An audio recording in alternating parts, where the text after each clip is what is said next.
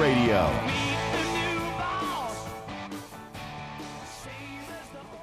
We'll chalk another one up for North Kansas City as the Royals try to figure out where they're going. This comes courtesy of our friend Tony's Kansas City. Good morning. It's great to be here. Happy Tuesday as we get it going here on KCMO Talk Radio.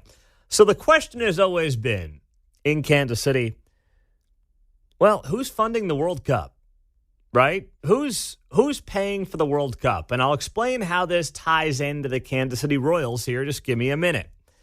Tony's Kansas City has this report that drops last night. And by the way, the city council's not happy with Tony. So here's what happened. Tony breaks this news about how there was going to be a special election coming up next month, Tuesday, August 8th. Here's the specific verbiage. Enacting a new section 68-476, providing for submission to the qualified voters of the city for their approval at an election called for Tuesday, August 8th, 2023. The question of renewing for 10 years a 3/8 cent sales tax for the purposes of developing, operating, maintaining, and improving a public mass transportation system, authorizing and directing the city clerk to notify the responsible election authorities of this election, and recognizing this ordinance as having an accelerated effective date. Now, that's a lot of words. That's a lot of junk. It's a lot of nonsense, right? But the purpose of that, in part, was believed to be tied to the World Cup. So Tony's Kansas City puts up this headline yesterday. Kansas City World Cup 2026 transit cash vote coming soon. He writes, credit where it's due. We didn't think voters would ever get a chance to weigh in on this mysterious international money grab. Respected and very informed folks from our blog community warn us about this effort. And then he goes on to share the ordinance number that I just read to you. Well, apparently, this item was pulled hours later in the afternoon after Tony's Kansas City blogged about it. So Tony's Kansas City has this report that in a month, Kansas City voters are going to be voting on renewing a 10-year 3/8 cent sales tax for basically public mass transportation. And then magically, it's gone. It's like, wow, that just vanished out of thin air. I don't know if that means they're just taking it off the agenda possibly for this week or what exactly it looks like. But this ties into the Royals because we know the Royals need some dough, right? The Royals are going to need some money to continue with their plans of having a new stadium and building this ballpark village that they want to build. So now people are wondering, okay, what is that going to look like? What are the Royals actually going to do and where are they going to go? The two options are the East Village, downtown, and North Kansas City. Well, if Kansas City and Jackson County are trying to run the Royals out to Clay County, they're doing a hell of a job with that. They are. I mean, besides all the things that we've talked about, this is just another reason for the Royals to say, you know what? If people are just going to get taxed to death in this town, and we're going to somehow look like the bad guys here, we'll go up north. We'll go where they really want us to go. And with Tony breaking this news yesterday that we could be a month removed from another vote in Kansas City on renewing a 3/8 cent sales tax, which could be months before the Royals want to get a vote on some public monies as well, that is not the place that I would want to be in if I was John Sherman. Now, yesterday we had on Jason Withington. He is a Clay County Commissioner, Western District at large. He was on this show, and he is feeling very confident, by the way, about the Royals and their future up north. Yeah, hey, good morning, Pete. I feel really good. A few months ago, 6 months ago, if you would have asked me, I would have thought we were just being leveraged to help the Royals get a better deal in Jackson County, but based off of the conversations we've had and things that they've done and actions they've taken, I feel very confident in the next month or two that North Kansas City will be decided as the future home of the Kansas City Royals. Now, how about that? That is a bold statement from Clay County Western Commissioner at Large, Jason Withington. He's saying in the next couple of months, he believes the Royals could be announcing their new home is up north. And this comes on the same day that we get this news yesterday from Tony's Kansas City that Kansas City may be asking voters for an election on Tuesday, August 8th, like 4 weeks from today, literally 4 weeks from today, on renewing a 10-year 3/8 sales tax for mass transit that may be accelerated to help out the World Cup. So how do you feel about that, by the way, if you're a Kansas City voter? My God, another special election, August 8th of 2023. No one's paying attention. But, hey, can we get some money for FIFA? Yeah, because we all know that FIFA desperately needs your dollars. Desperately needs your dollars. Now, Jason Withington yesterday was on the show, and he went on to talk about North Kansas City. And I asked him, he said he felt good about it, but why specifically North Kansas City? And there was a common theme to what you've heard from other folks up north. Here's what he said. Well, safety, number one. We have a lower crime record. Actually, I can't think of any crime that ever, has happened in North Kansas City compared to the East Village. Ingress and egress, we have better access to highways. And, based off of what the Royals showed us, it's like 50% of their season ticket base already lives in the Northland anyway. So we have a lower tax rate. There's no e-tax, and the Royals won't have to deal with Kansas City Hall and in North Kansas City. Well, those are pretty compelling pitches, I will say, especially the last when he says not having to deal with some of the incompetency and bureaucracy at City Hall. That's don't overlook that.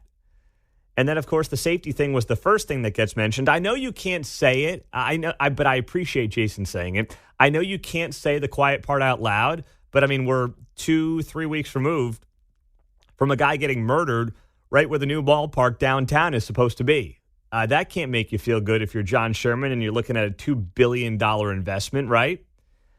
So you put this all together and you listen to some of what Jason had to say there, and I did not realize, I had no idea when he said 50% of the season ticket base is up north. I would have never guessed that. Not anything against up north. I just would have never really put that together.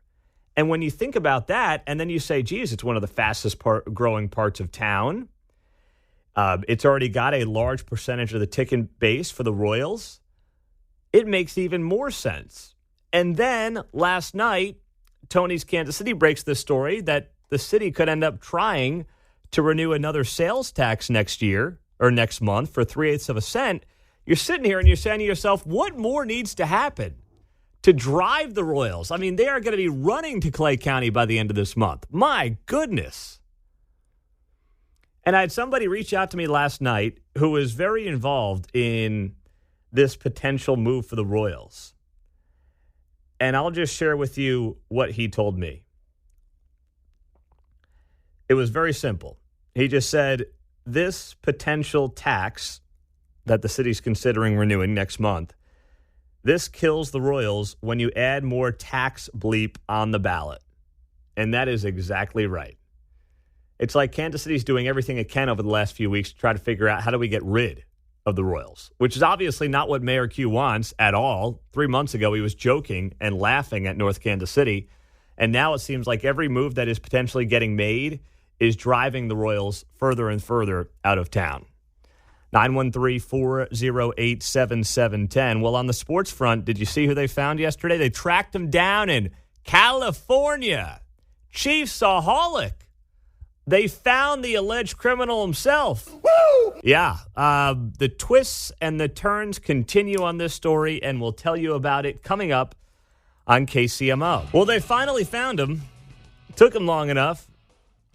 The man infamously known as Chiefsaholic, the guy who wore the wolf mask to games, who became, I don't want to say an international sensation, but he did become one after it turned out he was allegedly robbing banks as he was traveling to Chiefs away games. He has been found, John. They got him. They booked him. Book him, Dano. Which explains why he wore the mask to all the games. Yes. Right? Well, knock off a place down the road, go to the game. Chances are you might be spotted amongst 50 to 75,000. Yeah, exactly right. So he had this whole scam going where he could rob these banks and then, go to the games as the super fan known as Chiefsaholic. But like what always happens with the bank robbers, right? I mean, this is all of them. If you think about it, you go back to the old Wild West days. Butch Cassidy. I mean, think about your favorite bank robber, notorious bank robber from history. They get a little too cocky. They get a little overconfident, and something happens. And to me, as Chiefsaholic fame rose on social media, and he started sharing some of his bets. Mark was all over the social media of Chiefsaholic. This guy would be placing bets for tens of thousands of dollars, as I recall, on games, on, Mahomes to win MVP. He would show up at these charity events in town that would cost thousands of dollars to get into.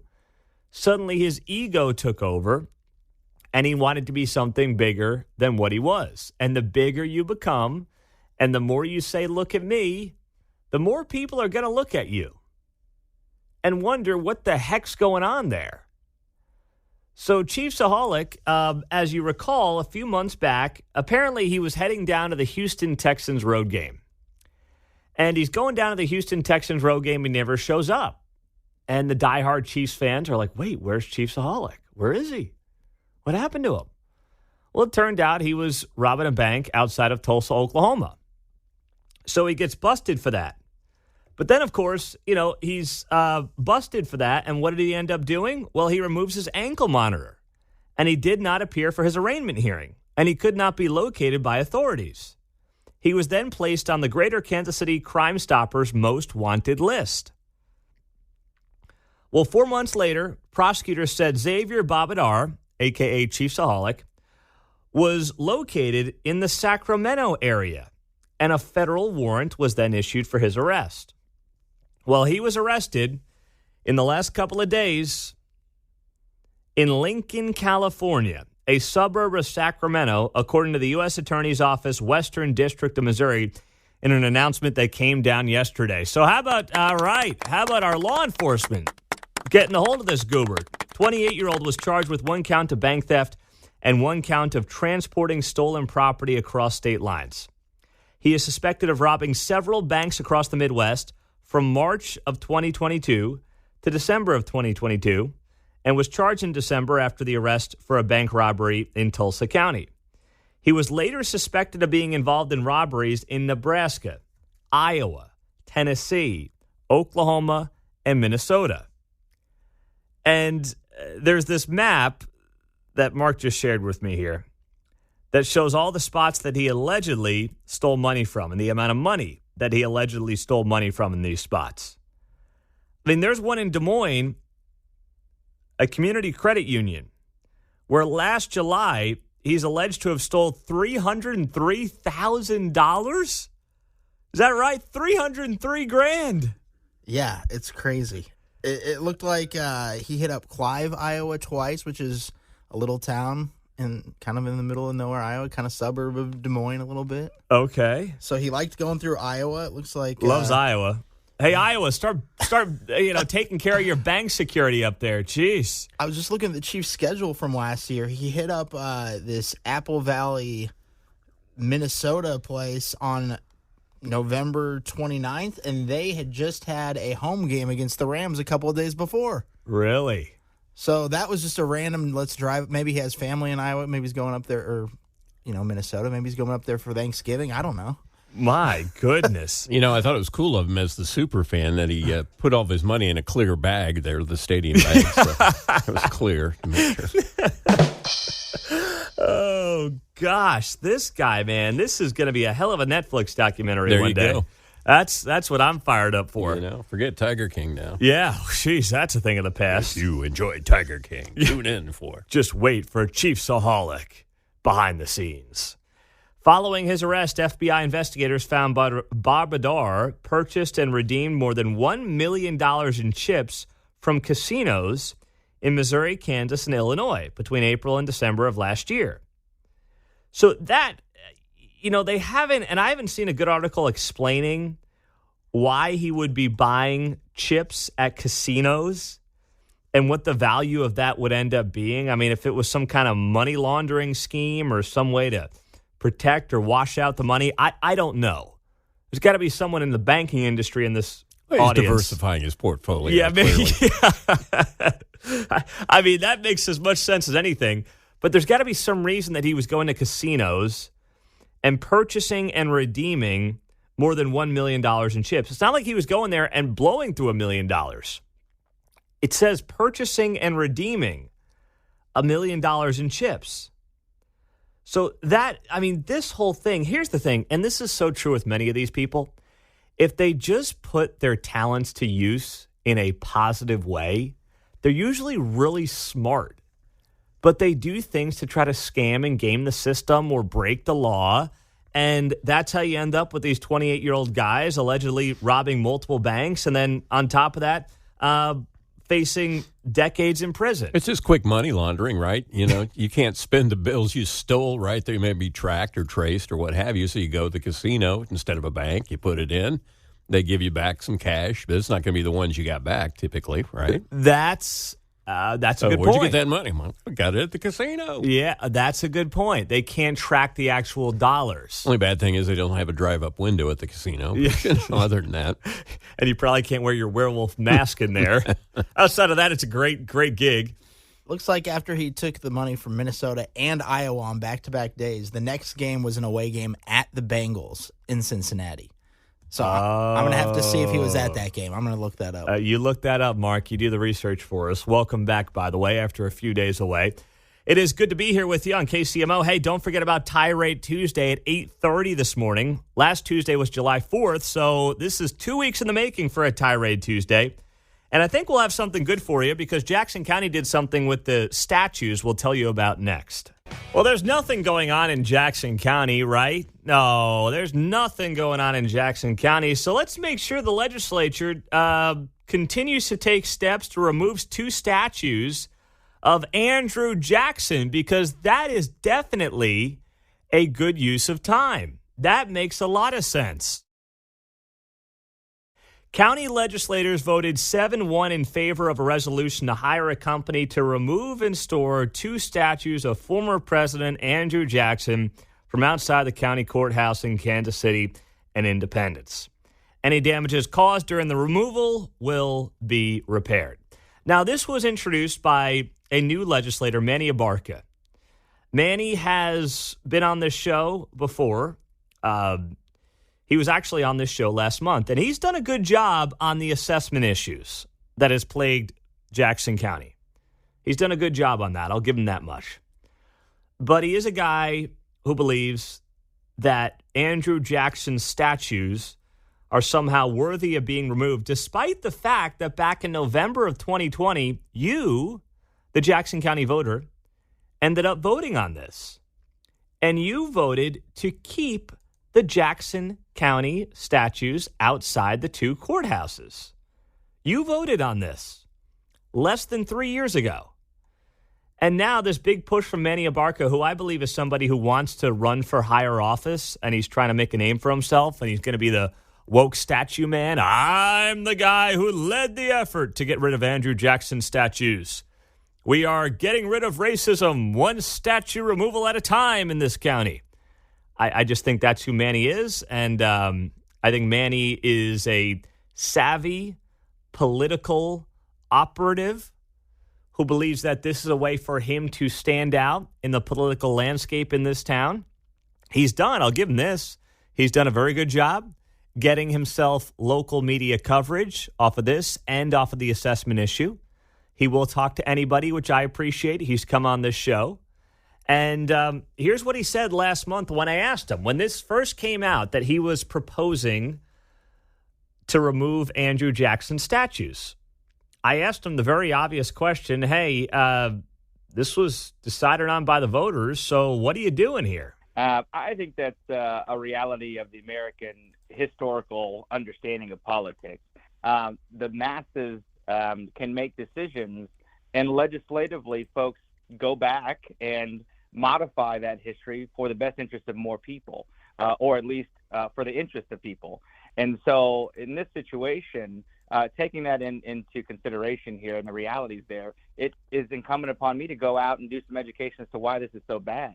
As I'm looking at the comments from many folks on these stories, it refers back to the same kind of argument of let's preserve our history. Well, whose history we're preserving here? What legacy are we truly trying to uphold? That of a slave owner, that of a person who committed the acts of the Trail of Tears and executed that for the country? Is that really the history and legacy that we're trying to uphold here? Because that's something that I disagree with. Well, I'm sure it is. That is Manny Abarca from last month when he joined this show on KCMO Talk Radio to talk about why he wanted to remove the two Andrew Jackson statues. And I love how he frames Andrew Jackson through the worst of what he was historically. Slave owner, Trail of Tears, not any of the good, not being, a president of the United States or anything like that, right? Not being somebody who courageously led this nation during times of war, right? No, he was just a slave owner, and he was just the Trail of Tears guy, and that's all that he was. I mean, I hope that people don't view Manny Abarca or don't view me or you when we're long gone 200 years from now through whatever lens it is of things that we say, believe, or do that might be inappropriate for times in, 250 years. That seems awfully unreasonable, does it not? We're leaving out he probably smoked. Yeah. Right? Kicked the dog once. Exactly right. At least he wasn't like Mitt Romney driving with a dog on the roof, but that's only because there were no cars back then, right? Mm-hmm. I mean, this is the kind of stupid stuff that we do when we analyze history. We analyze history, now we don't, but some do, analyze history through the lens of today's expectations and today's moral values. And you can't do that. You just can't do that. So Manny Abarca, this Jackson County legislator, decides that, well, he's going to get rid of these Jackson County or the Andrew Jackson statues in Jackson County.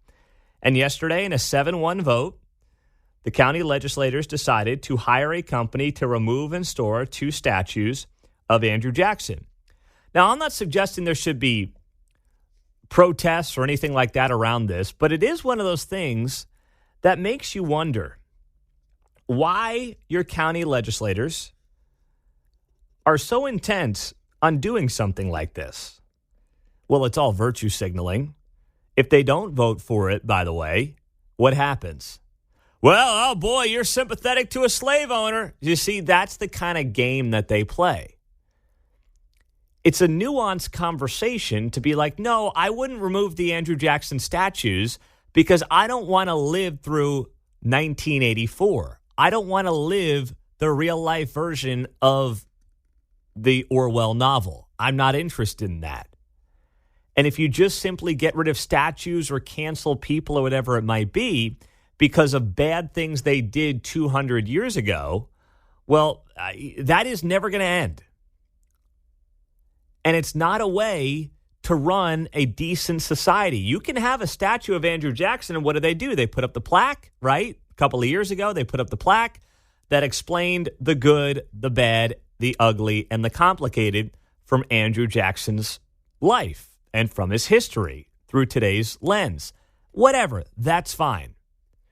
But for those who insist that it is so offensive to have these statues, why have they not proposed just changing the name of the county? And that's what one of you bring up here on the text line. Pete, if they want to do this, they need to go all in and change the name of the county. But that costs too much money, so this is all simply virtue signaling.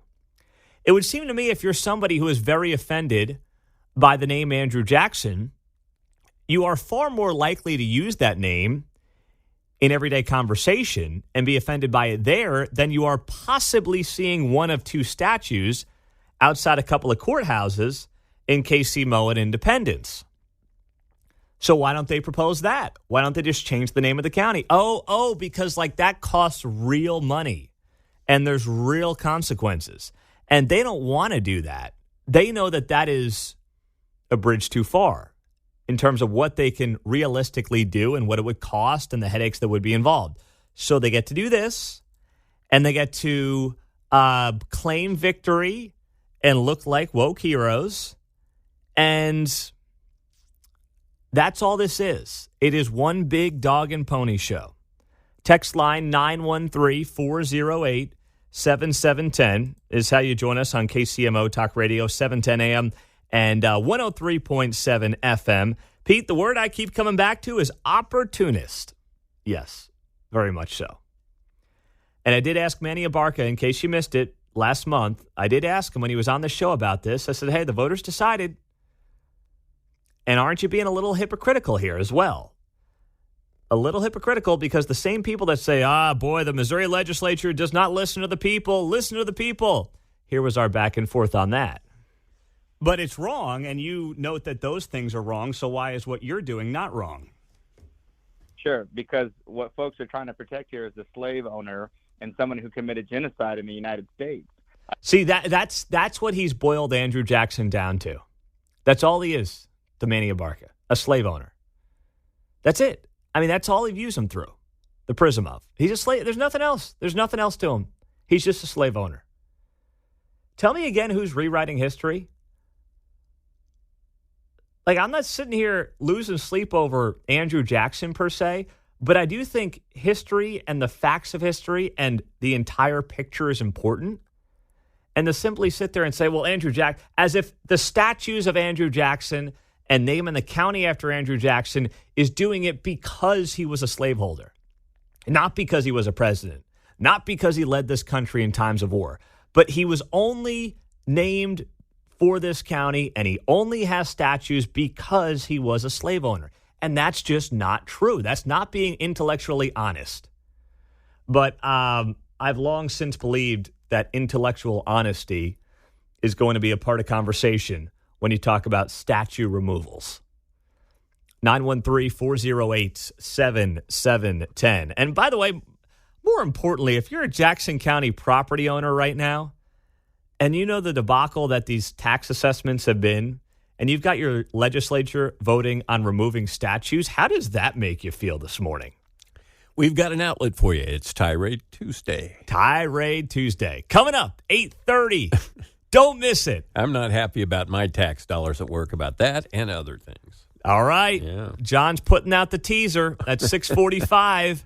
913. If you need a tirade, I'll give you one. Yeah. If you need ideas for a tirade, John will tee you up. 913-408-7710. That's coming up at 8:30 this morning on KCMO Talk Radio. Do not miss it.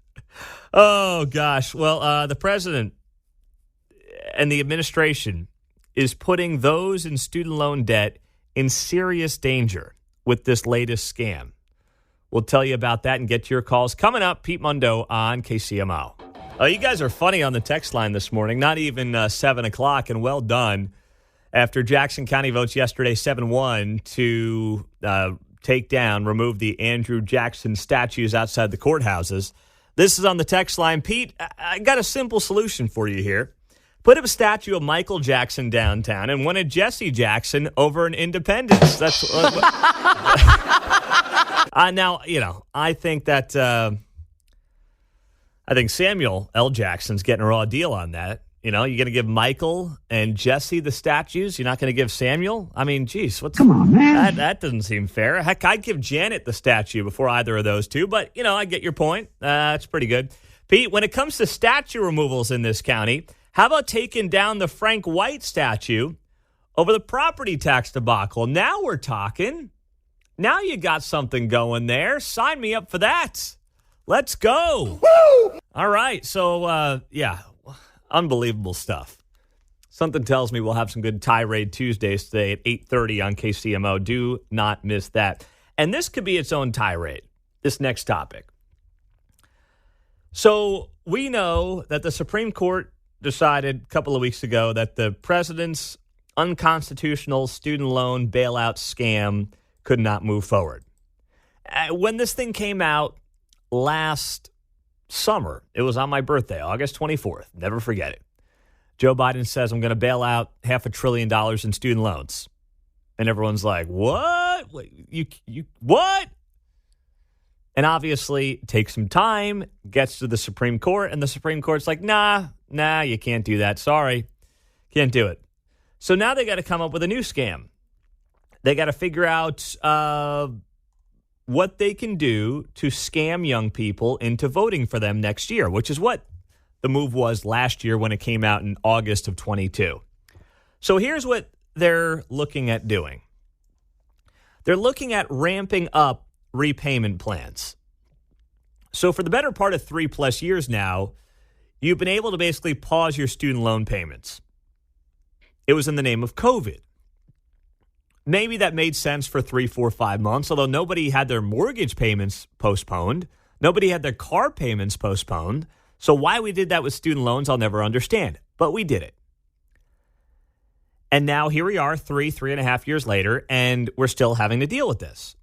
So after the Supreme Court's decision a couple of weeks back, the Biden administration is attempting to use a proposed aid program to supposedly help millions of student debt holders ramp back up their debt payments.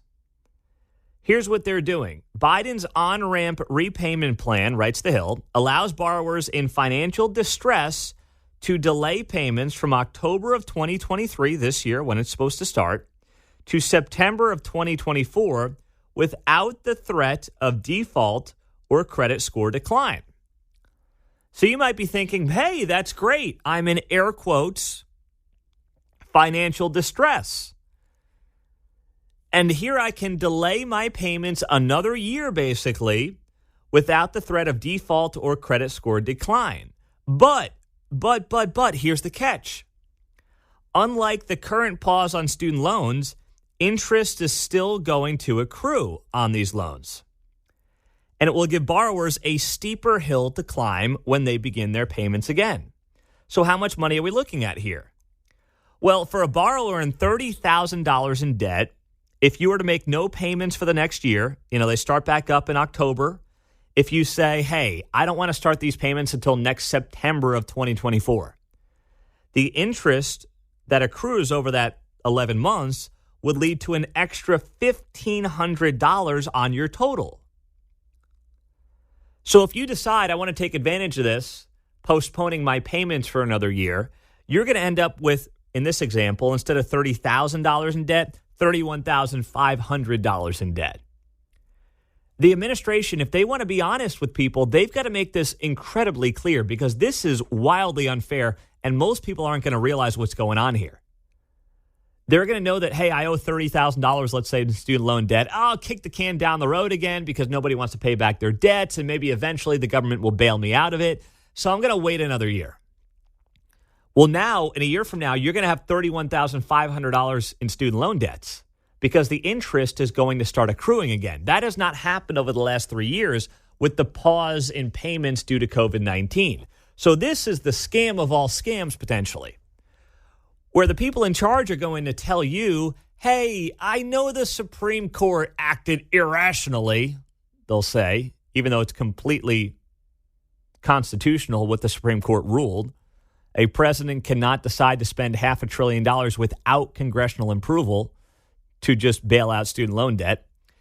But don't worry, we got you covered. All right, we got you for another year. Kick the can down the road. We'll take care of you. You don't have to pay back the student loans right now.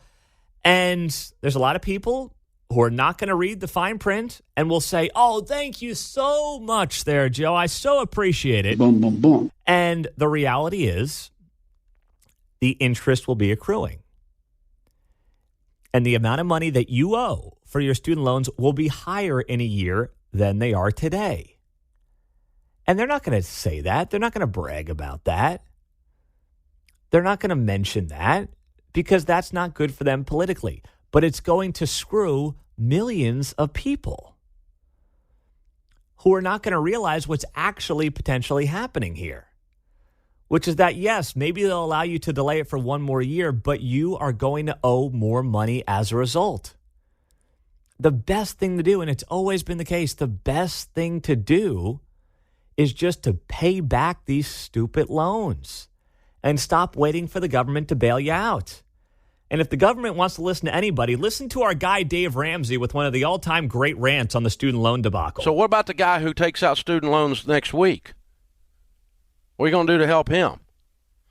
You bozos keep making these loans, but they're so bad you have to forgive them because Americans are being oppressed by you. This is talking out of both sides of your mouth. This is so intellectually dishonest. If they're so bad you have to cancel them, why are you continuing to make them? Couldn't have said it better myself there, Dave. Let's go. Woo! Oh, beyond infuriating. Have you seen the local news reports on Taylor Swift's economic impact? By the way, Mark is back. Mark, John and I wondered if, you really just took off last week to go Uber for the Taylor Swift concert to make some money so you could bring the girls to the show, because it was $850 for the worst seat in the house. Were you secretly doing that the last few days around town, or no? That was not me. That wasn't you? I saw from afar on social media all the hype, and it was crazy. It was wild. All right, John, we got the answer to that question. I don't know if you believe him or not, but he says it wasn't him. He did not come in with a TS hat. No. He didn't come in with bracelets up and down his arms. He was not a full-blown Swiftie. But naturally, what you're hearing out of the weekend is how incredible local businesses did in the wake of the Taylor Swift shows at Arrowhead Friday and Saturday night.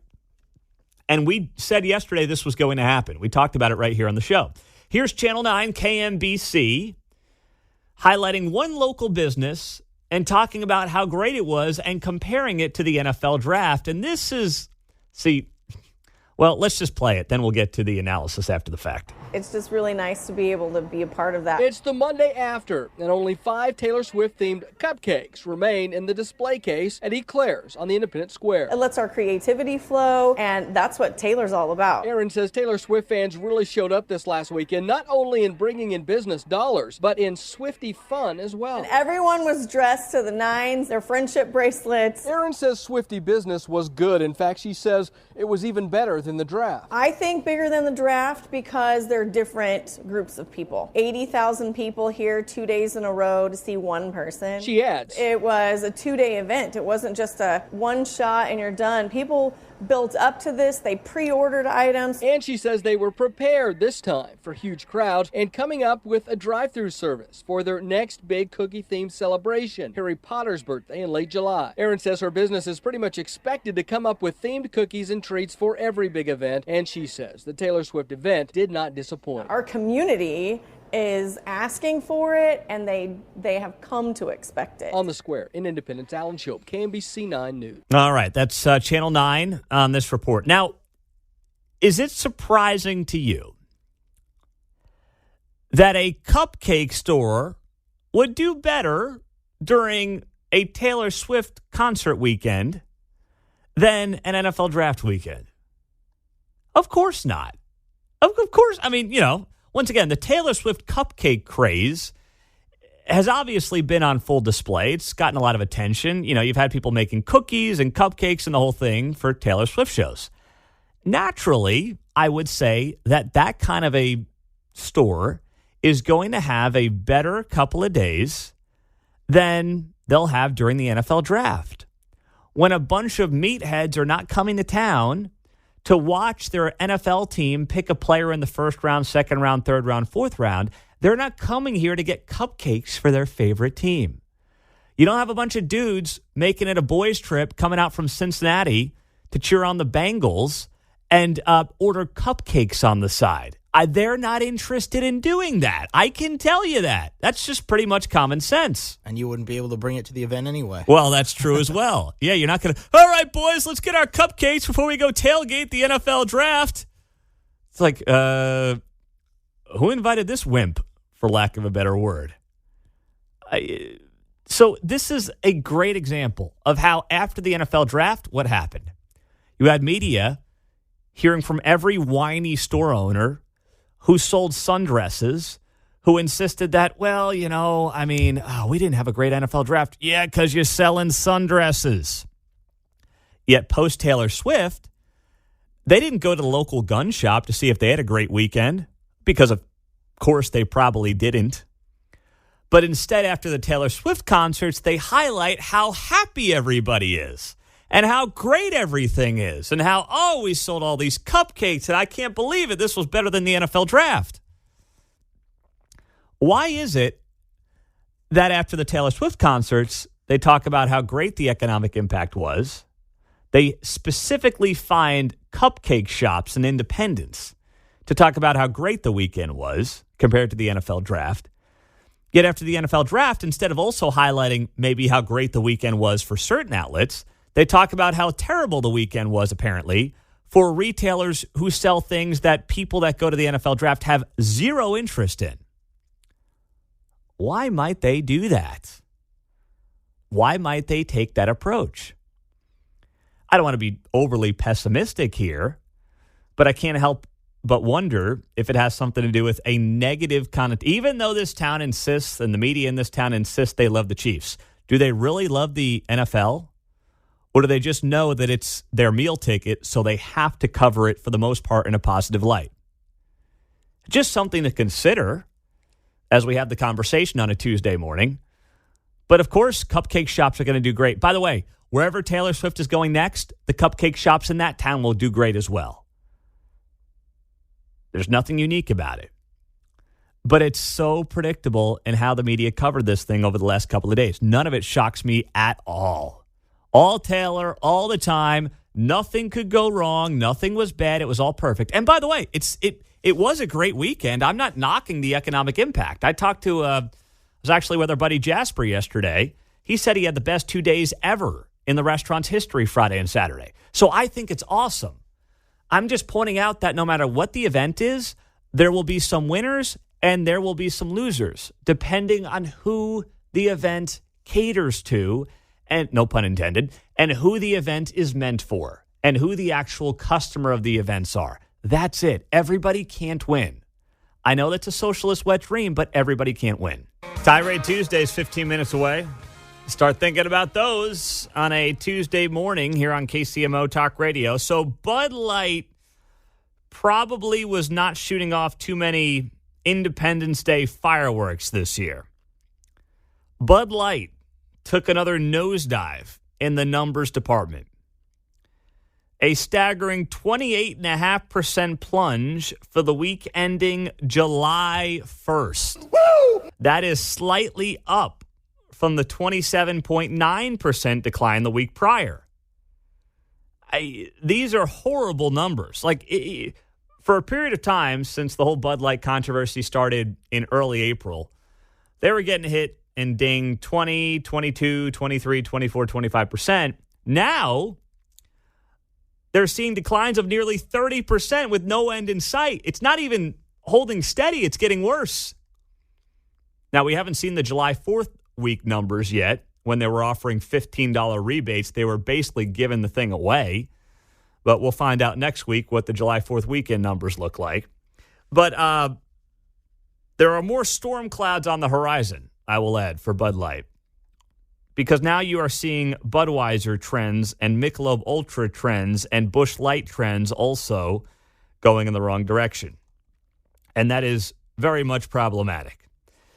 Michelob Ultra down 4.3%. Busch Light down 8.5%. So all these beers are trending in the wrong direction. All these Anheuser-Busch beers are trending in the wrong direction. Now, some of you are, and I've gotten some emails about this, about, well, why are you cheering on Bud Light and them getting crushed and people are losing jobs? And I think that stinks. I don't want anybody to lose their job. But remember what this is about. What this Bud Light boycott is about is not some transphobic, anti-trans movement. That gets misinterpreted by so many, and the media does that on purpose, right? The Kansas City Star writes about Travis Kelce doing a Bud Light ad, and what do they say? They say, Kelce standing up against transphobia and hatred of transgender. No, it's not about that. What this story was always about at its very core is not a transgender person in Dylan Mulvaney. It was about corporate America. It was about traditional America for years feeling like corporate America was ramming social justice nonsense down their throat, because they were. And anytime corporate America got involved in politics, by the way, or got involved in social causes, it was always and only exclusively, for the most part, on one side of the political aisle. And traditional America was fed up with it. Whether it was the social justice movement of this year, whether it was the, Black Lives Matter scam of 2020, which, I mean, literally, you have people getting investigated who ran that operation for fraud. So that's not me opining. That's a fact. They're investigating them in California, of all places, for fraud. Corporate America gave them millions of dollars. This was about, at its very core, backlash against corporate America always picking one side of the political aisle to promote when it came to social movements in particular. And Bud Light just found itself in this perfect storm where it was an easy thing to boycott, where many traditional Americans, who, by the way, were the core customers of Bud Light, finally said, I can draw the line because it's easy enough to start drinking Miller Lite or Coors Light or anything else. I'm done. I'm out. I've got to send a message to corporate America that I don't want your woke politics. It was not inherently about Dylan Mulvaney or transgenderism. It wasn't. It was a broader blowback against corporate America by traditional America. And Bud Light and Dylan Mulvaney just got caught in between. That's what this thing was at its core. But you have so many people in media spinning this into, well, look at all these transphobes. They're not drinking their Bud Light anymore because they're transphobic. No, that's not what this was. A buildup of many years and many corporate America initiatives that only leaned one way. And finally, there was a chance to send a clear and succinct message, and it has been done beautifully and incredibly effectively. And yes, I know there's people that have lost their jobs over it, but you know what? Bud Light should have thought about that before they decided to roll this ridiculous thing out. And once again, decide that, we're going to do something that really our core consumer doesn't want, but we think will be good for us on social media. So we're going to do it anyway. And that's why they're reaping what they sow. And I do hope that everybody who may have worked for InBev, worked for Bud Light, obviously I want them to find jobs as quickly as possible. But the broader message was sent, and it, frankly, needed to be sent as well. Now, speaking of this issue, here in Kansas, if you didn't see this story yesterday, a Kansas judge issued an order yesterday that prohibits the state from allowing transgender drivers to change the sex listed on their driver's license. This order comes as part of a lawsuit that was filed 3 days earlier by Attorney General Chris Kobach, who sued two members of the Democratic administration, Laura Kelly's administration, for what he claimed were violations of a new law that took effect on July 1st. The new law that was passed during the legislative session mandates that a person's sex be defined as male or female, and that it be based on the biological reproductive system identified at birth. The state would then be required to use these designations when enforcing any law or regulation. Well, a couple of weeks ago, Laura Kelly, the governor, announced that Kansas's Motor Vehicles Division, which is underneath the Department of Revenue, would continue to allow changes to driver's licenses so that trans people's gender identities can match what is listed on their licenses. Well, Chris Kobach is like, hey, Governor, you're breaking the law if you do that. That was Kobach's point leading up to it. Now, you cannot support, regardless of how you feel about the issue, you cannot support a governor knowingly and willingly defying state law that her legislature passed that then they overrode her veto on. You can't support that or endorse that. But the politics of this are very interesting because Laura Kelly, in a weird way, is promoting Chris Kobach. Chris Kobach is getting a lot of attention off of this deal. And I believe that Chris Kobach wants to run for governor again in Kansas. He lost in 2018, but I think now as the attorney general, he wants to run again in 2026. And he sees this as a base issue that he can tap into, that he can lead the way on. I'm suing the Democratic governor of the state over this issue where she is trying to defy state law, and he gets to look like the hero. And Laura Kelly on her end, while she's termed out, she may be looking at this and saying, I want to help Chris Kobach. We think that Kobach might be the most beatable guy. I'm not suggesting that he is, but I'm saying if you're Laura Kelly, you may perceive that to be the case. So in a weird way, this is helping Kobach, and Kelly may view this political fight as helping whoever she wants to replace her in 2026 when she's termed out. So there's politics to this beyond just the legal side. 9:04, welcome in. Happy Tuesday morning. A lot going on here in Kansas City, including Jackson County. And look at the headlines here. All the local media mostly got it wrong. I can't say all because I haven't seen every local media piece on this. But here's the headline from Fox 4. Jackson County to remove Andrew Jackson statues outside the courthouse. That's not true. You just heard from Sean Smith. He voted on this. He's on the legislature. And he said, no. We did not vote to remove the Andrew Jackson statues outside the courthouses in Independence and KCMO. We simply voted on the possibility to put this back on the ballot for Jackson County voters in 2024. That's all they did yesterday. Now, so when I talked about this very early this morning, I talked about it as if the statues were going to be taken down because, well, I don't know. I trust Big J journalists in town to actually, report the news and the facts. And that's not what I was reading this morning. KMBC, Channel 9, Jackson County Legislature initiates new push to remove Andrew Jackson statues at the courthouse. Okay, that's sounds a little closer. A little more accurate, but the verbiage in the article isn't all that much different. So all in all, this is much different from what we thought. And let me add this, by the way. If Jackson County voters didn't vote to remove Andrew Jackson statues in 2020, which was the last time this was on the ballot, which was the year of canceling Aunt Jemima, which was the year of canceling Uncle Ben, which was the year of removing every statue you could from places like Richmond, Virginia, renaming forts around the country. What other ridiculous things did we do in hindsight in 2020? Oh, yeah, that's right. We took the Indian off the Land O'Lakes, but we get rid of the Indian, keep the land, right, with Land O'Lakes. That's what they did. The Indian got removed from Land O'Lakes. So that happened.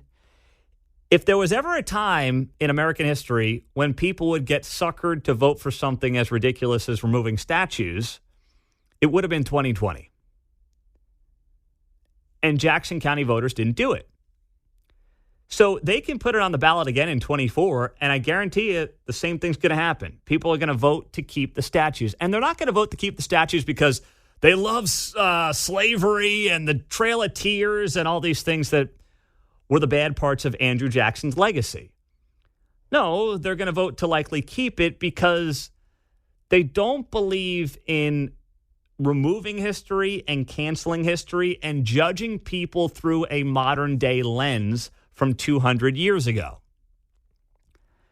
And that Andrew Jackson and his statue is not there to honor him as a slave owner. It's not there to honor him as the guy, involved with and facilitating the Trail of Tears. It's there because he was a president of the United States. He was a war hero. Why don't we view people through the lens of what they did that was good? Now, I look at Andrew Jackson, I say, yes, there's good, there's bad, there's ugly, because that's how everybody is in history. There's some evil people, but for the most part, there's a good side and there's a bad side, especially if you view the bad side through a prism and a lens of 200 years after the fact. But, I had Manny Abarca, the guy on the legislature in Jackson County who's been pushing this. He was on about a month ago. And here was part of the back and forth that we had on this very issue. I think that's a reality of the American historical understanding of politics. The masses can make decisions, and legislatively, folks go back and modify that history for the best interest of more people, or at least for the interest of people. And so in this situation, taking that into consideration here and the realities there, it is incumbent upon me to go out and do some education as to why this is so bad. As I'm looking at the comments from many folks on these stories, it refers back to the same kind of argument of let's preserve our history. Well, whose history we're preserving here? What legacy are we truly trying to uphold? That of a slave owner, that of a person who committed the acts of the Trail of Tears and executed that for the country?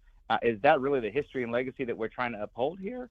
Because that's something that I disagree with. Yeah, no, you're upholding the legacy of a guy who was president of the United States, the 7th president of the United States, who, once again, war hero. You're branding somebody who doesn't have a statue because of his worst instincts and because of what he did that was bad. He has a statue and he has a county named after him because of the positives that this person was involved with. And that's apparently lost on Mr. Abarca. Whose history are we trying to preserve here, he said. America's, I said. Yeah. Right? Mm-hmm. The good, the bad. We've moved on from this point. If you want to bring that up, yes, indeed. That no longer exists. Thank you for pointing that out. Yeah, and by the way, put the plaque on there. I don't care. Put a plaque on there and talk about Andrew Jackson, right? Put it there and talk about the good, the bad, and the ugly. Plus-minus column. That's fine. A pros and cons, whatever you want to do. I don't care. But removing history, which is now you rewriting history, which is Orwellian in nature, is also not how this is supposed to go. Yeah. 913-408-7710. Doug's in Overland Park. What's up, Doug? Hey, Pete, you're 100% right. You pretty much stated my call, in the last 2 or 3 minutes, man. No one really wants to look at the historical part about it, what the man really did. They don't even understand that he was a huge part of molding our monetary policy up until now. And I would argue that if he had his way, the Fed wouldn't be so powerful today, and we wouldn't be in the problem that we're at with the inflation that we have.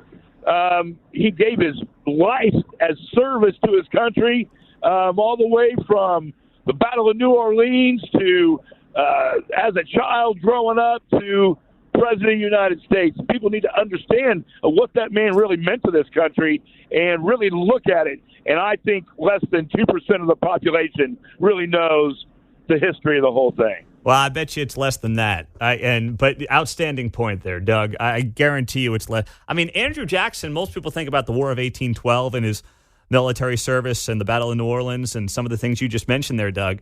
But don't forget that Andrew Jackson, if you go back, him and his brothers served in the Revolutionary War. They performed military service during the Revolutionary War. So, this guy, through and through, defended this nation in the early years when it was on the brink. That doesn't defend him being a slave owner or defend the Trail of Tears or anything like that. But goodness, the same people are like, whose history are we trying to preserve? Oh, I don't know. As John pointed out, American history? It's a novel concept. Talk about a bombshell. It's you cannot view people through a black and white lens. You have to, history is complicated. People are complicated. But in a cancel culture environment, basically there's a purity test that is done. And if you do not pass the purity test, well, you're canceled. Even if you've been dead for going on, 200 years. 913-408-7710. But the good news is this. The good news is the fact that what was reported by TV news last night and this morning is wrong. The Andrew Jackson statues are not going anywhere. All the legislature did yesterday was vote on the right and the possibility to put it back on the ballot. 913-408-7710. You got to love that. Department of Redundancy Department, right? Yeah. Let's do this again. 4 years after the voters voted on it, we might do it again because that's something we used to say when somebody would belch. Hey, bring it up again and we'll vote on it. Yeah. Right. Way to go there, guys. Way to go. Slow clap for the Jackson County Legislature. They really So much going on. Don't worry. They might put it on the ballot again. Remove the Andrew Jackson statues. Tell me whose life gets better, by the way.